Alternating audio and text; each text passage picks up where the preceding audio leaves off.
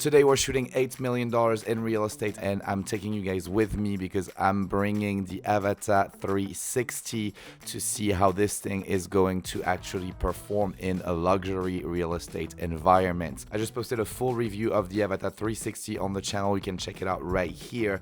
And to be completely honest, I was pretty disappointed in the flight performance and the picture quality that we were getting out of this quad. This being said, I've had such great expectation for this drone, and I really don't want to give up on it. So today is the day, and we're taking this bad boy to an $8 million mansion, and we're gonna see how it performs and how it compares against my favorite drone of all time for real estate client work, the Avata 2. I'll see you guys at the house. A few moments later. All right, so we are on location and we are about to start our first flight through. And for security, I'm gonna start flying with the Avata 2, and then we will try the Avata 360 and see how that thing performs in a nice real estate environment. Hopefully it's not gonna be drifting as much as it was when I first tried it, and we're gonna be able to get some sick shots with this. I have very high expectations. Let's go. Very nice. Very nice.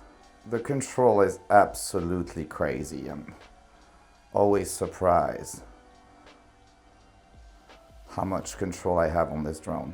Look at that tub. I would love to take a bath here every morning. Nice view on the pool. Let's go to the second bedroom. Very cute.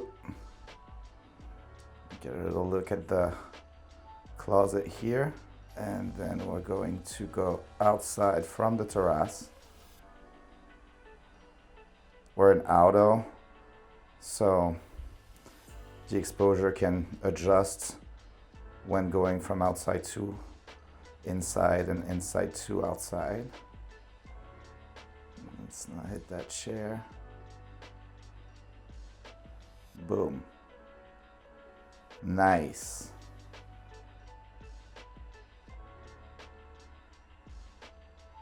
Okay, bedroom with a little look at the bathroom. Gotta watch out here because I do lose a little connection. Wrap around the house. This is looking sick.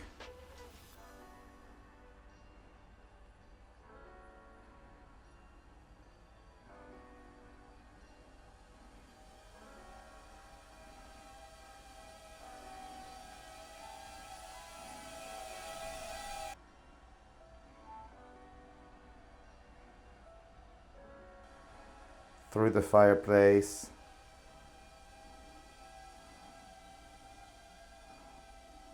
Okay, I think now it's time to try the Avata 360 and see if we can get good control with this and not crash everywhere. Right now I'm a little nervous because it's already nerve-wracking flying the Avata in these big mansions, but I have control over it. The 360 is a different story. So I hope it's not gonna betray me right now. Should I disable obstacle avoidance? Probably. Let's go. Okay. Let's get it. I'm getting used to fly this thing. It's actually really not doing too bad right now. Hopefully the shutter will not make the footage too jittery. No reframing, reframing will be needed here, but I don't have to go around the upper living room because I will be able to just move the camera in post. She's making my job a little easier, not gonna lie. All right, let's cut here, looking great. Go to the pool. Very nice. Okay, can see the stitch in here. Haven't been here with the 360. Hopefully we're not gonna crash it. Let's go check out the garage. Hopefully nobody's in there.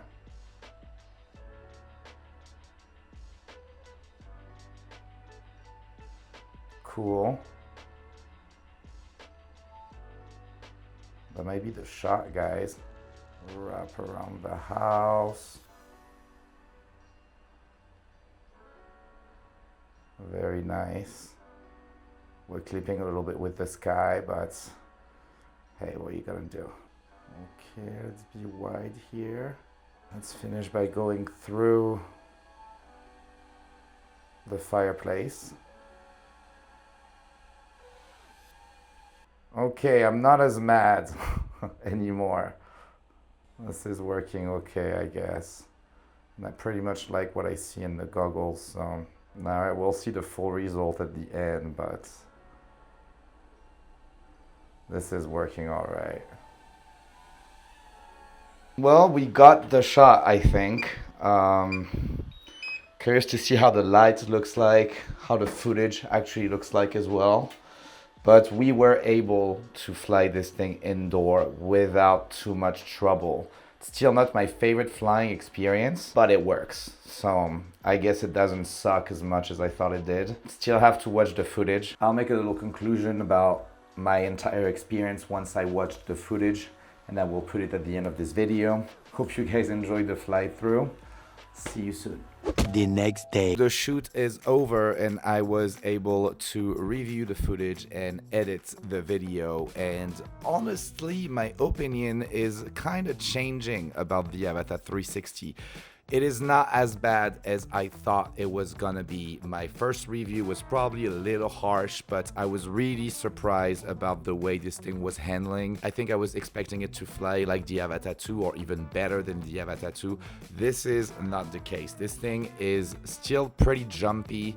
It's kind of drifty. You have to be very, very careful when you're like picking your lines about it, because sometimes the drone will just move out of nowhere, even flying it inside, which I think is very surprising. And I'm really hoping that DJI will be able to fix that in future updates, especially if you want to chase faster stuff in tighter environments. You really want to be in control of your lines, and I think this is not doing the best job at that. But I did get used to fly it, especially going pretty slowly for very cinematic movements. I was able to get the drone wherever I wanted it to go, which is one of the main things for me. I want to be able to take the lines that I want with a drone, and I think it just took a little bit of getting used to, because after a few try I was able indeed to go up flights of stairs, to go through doors, take tight gaps and all of that stuff. Just had to be very careful about how I was flying it, and really take my time when I was flying through tight environments. Now about the entire flight experience. As I was mentioning, the controls are a little bit finicky. You do have to be careful. It does not fly as good as the Avata 2. This being said, it still works. So I was pretty relieved to see that I was actually able to get the lines that I wanted during my tour, and this is a good surprise compared to my initial review. Now about the picture quality, again, it did not perform as poorly as I thought it was gonna do. It did actually pretty good. A couple of things that I've noticed. The first one is the stitching artifacts. If you fly close to anything like, you know, shelves or like any details in the home, you will get artifacts and you will see that like kind of moving line on the picture, which I don't think is ideal, especially for luxury projects or luxury real estate. You kind of want to have a clean picture, but I was able to compensate by using speed ramps here and there to kind of like hide this. So it's not the worst thing, but that's something that I would say play against this drone for the scenario of luxury real estate. Now about the color, I do think it did perform pretty well, and actually a little better than the Avata 2 with the same settings. When I got into rooms with big windows, I found that the Avata 360 was giving me more details in the sky and that it was less blown out than with the Avata 2, which I think is a huge deal. So that was really pleasant. Also, I do like the slightly wider field of view that you get out of the Avata 360 camera. camera. I think this is great for real estate. And lastly, I do have to say that reframing in post is actually kind of cool, especially to get some cool camera tilts when you fly over, for example, a flight of stairs, or if you're flying towards a room and there's another room on the side, you can actually tilt the camera for a second to get a glimpse at what is in that room. I thought that was kind of cool for real estate, and it was fun to be able to use that in post-production. So I think that's something that plays for the Avata 360 in that scenario. So all around, it did not perform as poorly as I thought it was going to. I was able to get the lines that I wanted. I was able to add some cool movements, reframing the shots in post-production, and I can see the value there. Now, I will say that the jumpy controls is definitely something that plays against it, especially in an environment where you're scared of crashing, if you're around expensive things, if you're around people. This is a bigger drone than the Avata 2, and you really don't want to crash this into somebody or, you know, into a window or anything like that. And the drone being that drifty and being that jumpy is definitely something I don't love in this professional scenario. Now, after reviewing the footage, I ended up editing 2 videos, one shot with the Avata 2 and one shot with the Avata 360. I'm gonna play both videos for you right now, and I'm very curious to know which video you think I delivered to the clients, because in the end the difference was not as big as I thought, and I found that some shots were looking better with the Avata 360 and others were looking better with the Avata 2. Now I guess I'll play both edits for you guys, and please let me know in the comments which video you think I delivered to the clients, which edits you prefer, and you know, like what you think about the performances of the Avata 360 on this shoot. If you enjoyed this video, please drop a like, leave a comment to let me know what you think about the Avata 360, and subscribe to the channel if you want to see more content like this. I will see you in the next one.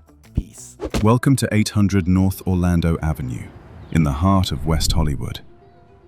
This private architectural retreat blends Hollywood history with timeless California living. The main residence features 4 spacious bedrooms and 4 beautifully designed bathrooms, with an expansive open floor plan that was crafted for both effortless entertaining and everyday luxury.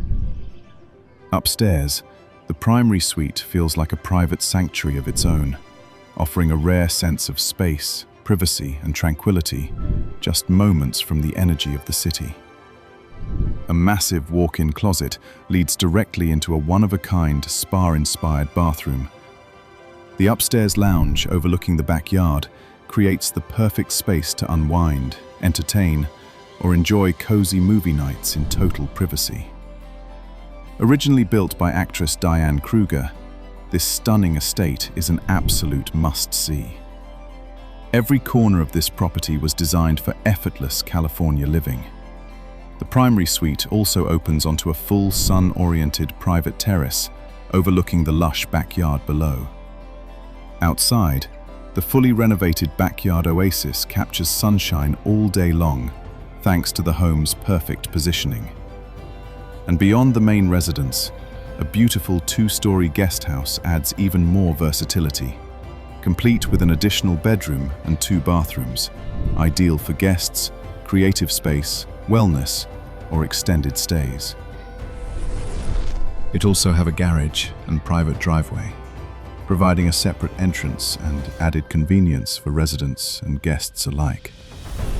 The resort-style pool becomes the centerpiece of the estate, surrounded by mature landscaping, lounge areas, and complete privacy.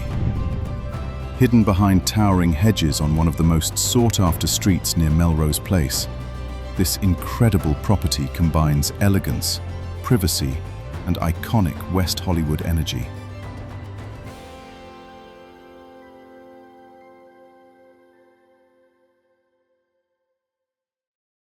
Welcome to 800 North Orlando Avenue in the heart of West Hollywood. This private architectural retreat blends Hollywood history with timeless California living. The main residence features 4 spacious bedrooms and 4 beautifully designed bathrooms, with an expansive open floor plan that was crafted for both effortless entertaining and everyday luxury. Upstairs, the primary suite feels like a private sanctuary of its own, offering a rare sense of space, privacy, and tranquility, just moments from the energy of the city. A massive walk-in closet leads directly into a one-of-a-kind spa-inspired bathroom, where a sculptural soaking tub sits perfectly beneath oversized skylights. The upstairs lounge overlooking the backyard creates the perfect space to unwind, entertain, or enjoy cozy movie nights in total privacy. Originally built by actress Diane Kruger, this stunning estate is an absolute must-see. Every corner of this property was designed for effortless California living. The primary suite also opens onto a full sun-oriented private terrace overlooking the lush backyard below. Outside, the fully renovated backyard oasis captures sunshine all day long thanks to the home's perfect positioning. And beyond the main residence, a beautiful two-story guest house adds even more versatility, complete with an additional bedroom and 2 bathrooms, ideal for guests, creative space, wellness, or extended stays. The resort-style pool becomes the centerpiece of the estate, surrounded by mature landscaping, lounge areas, and complete privacy. Hidden behind towering hedges on one of the most sought-after streets near Melrose Place, this incredible property combines elegance, privacy, and iconic West Hollywood energy, creating an atmosphere that feels worlds away from the city, while remaining just minutes from some of Los Angeles's best shopping, dining, and nightlife.